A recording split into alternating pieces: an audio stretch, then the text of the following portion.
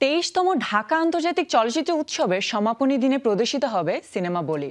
গুরুত্বপূর্ণ চরিত্রে অভিনয় করেছেন প্রিয়াম অর্চি। অভিনয় করেছেন তিনি নির্বাণ, পায়ের তলায় মাটি নাই সহ আরও কিছু সিনেমায়। তার নামের সাথে জড়িয়ে গেছেন ডিরেক্টর কৌশিক মুখার্জি, যাকে সিনেমা ইন্ডাস্ট্রিতে কিউ নামে চেনেন সবাই। তার নতুন সিনেমা জুয়েলে আসছেন অর্চি। আছে লন্ডন প্রজেক্টের দূরত্ব সহ আরও কিছু কাজ। লন্ডন থেকে যমুনা টেলিভিশনের সাথে তিনি কথা বলেছেন এইসব গল্প জানাতে। প্রিয়াম অর্চি বাংলাদেশের সিনেমাকে বিশ্বমঞ্চে তুলে ধরার অগ্রগামী এক নাম। সে নামের সাথে যুক্ত হয়েছে মানসম্পন্ন কয়েকটি সিনেমা।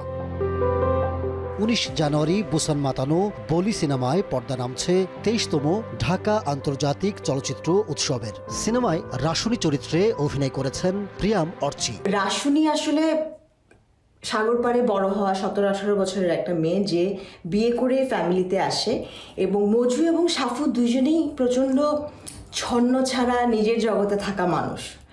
এই দুই মানুষকে নিয়ে যখন সে সংসার করতে এসেছে, এই দুইটা মানুষ দিন শেষে যেই মায়ায় আসলে ঘরে ফেরে, সেই মায়ার সুতাটা আমি মনে করি রাসুনির হাতে। বলি এর আগে বুসান, সাংহাই, স্পেন বা এর কানাডার প্রিমিয়ার শেষে এখন বাংলাদেশে, অর্থাৎ নিজের দেশের মাটিতে নিজের দেশের মানুষের কাছে। এই আনন্দ আসলে একদম অন্যরকম। অর্চি অভিনীত নির্বাণ সিনেমা মস্কো আন্তর্জাতিক চলচ্চিত্র উৎসব থেকে জুরি পুরস্কার সহ জিতেছে নানা পুরস্কার। নির্বাণের এই বাজিমাত কিভাবে দেখেন?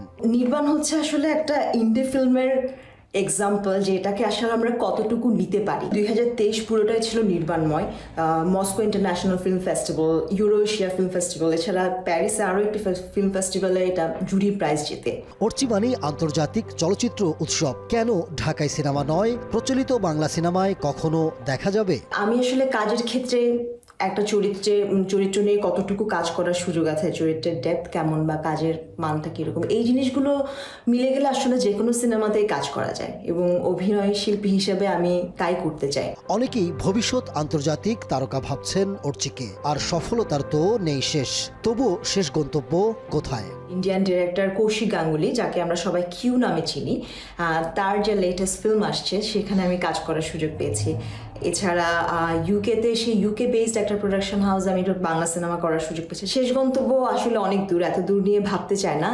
এখন আমি আমার নেক্সট ক্যারেক্টারের জন্য আসলে প্রস্তুতি নিতে চাই। এটাই এনশিওর করতে পারাটাই আমার জন্য একটা সফলতা। যেতে হবে বহুদূর, সক্ষতায় প্রস্তুতির সাথে। সফলতা হয়তো সেখানেই।